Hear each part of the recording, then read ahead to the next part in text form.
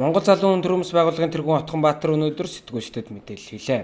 Тэрээр өнгөрсөн 7 хоногийн Бямгарагт Архуугуул аймагт болсон Монголын оюутны холбооны 13 дугаар их чуулгантай холбоотой байр суурь илэрхийлсэн юм.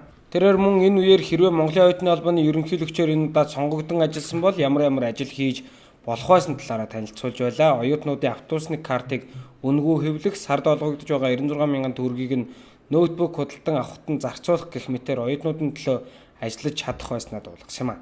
Би энэ чуулганд нэр дэвшээд намайг оруулж чадаагүйд би шаардлагатандаа юм ярьж байгаа юм шээ. 12 оны чуулганд бас цэрэг цагдаагийн хүчээр хамгаалт аваад намайг дотгошоо оруулаагүй. Би тэрний маргааш нь би гарч ирээд намайг оруулсангүй гэж би гоншгоноод юм яриаггүй. Одоо энэ удаа ахиж оруулаагүй учрыг нь би хэлэхдээ хамгийн гол нь миний тийшээ очиод бидний тийшээ очиод хийх гээд байгаа ажил өнөөдөр гадаа нь үлдчихлээ. Тэгээ өнөөдөр Монголын оюутны холбоо яагаад ингэж өөрсдөө бодлогоор юм хамгаалж байгаа юм бэ гэдгийг бид нэр баримттайгаар өнөөдөр ярья гэж бодож байгаа. За одоо энэ хөдөө аж сургуулийн албаны дараагаар ажиллаж байхдаа би энэ оюутны кооперант карт гэдгийг Хаан банктай хамтарч гаргаж ирсэн. Манай сургуулийн оюутнууд оюутны үнэлэх гэж авдаг, номын сангийн үнэлэх гэж авдаг, Хаан банкны виза карт гэж авдаг байсан. Оюутны үнэлэхийг нэг хэвлэхдээ 2500 төгрөгөөр хэвлэдэг байсан сургууль. Номын сангийн үнэлэх 2500. Тэгээ энийг бид нэр бодоод ерөөсөө энэ 3 картыг нэг дор хийя. Яаж хийж болох юм бэ гэд ярьсан чинь энэний ард байдаг 3 ширхэг соронзон тууз байт юм байна. Картнаар. Энэний нэгийг Хаан банк ашигладаг. Тэгвэл нэг дээр нь хөдөө аж сургууль уншия гэд Голомтон Хаан банк хоёрыг зэрэг дуудаад тендер зарлуулсан. Энийг бид нэр үнэгүй хэвлүүлэх зорилготой байна. Энийг хийх компани юу вэ гэсэн чинь Хаан банк энэ картыг чинь нэг оюутнаас нэг ч төгрөг гарахгүйгээр оюутны картыг чинь үнэгүй хэвлэж өгье.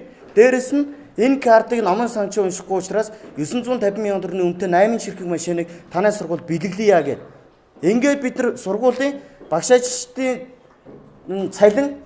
цалингийн зээл нь 1.4% үүдсэн чинь энэгээр далиндуулаад 1.2% үүдээ болгоё гэд Хаан банк санал тавиад энэ картыг бид нар нэг ч төгрөгийн үнэгүй хэвлүүлж ирсэн.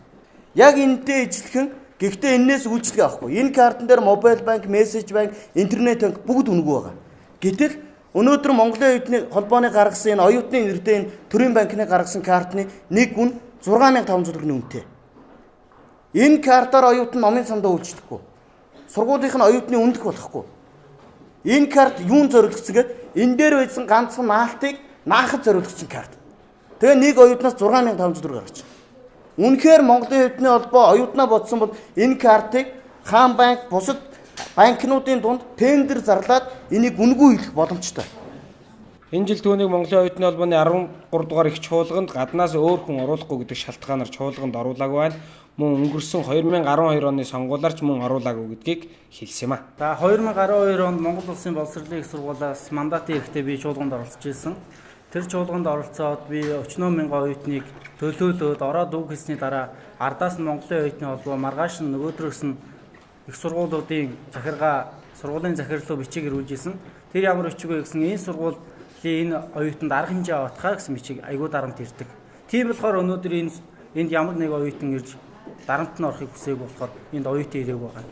Нэр дэвшигч Отгонбаатар байна гэсэн чинь тэндээс нэг залуу гүүгэрэн гарч ирээд нөгөө инх хоёр баг хоёр өдөөнд тэврээд гарсан шиг намайг шууд цаалнаас тэврээ гарч.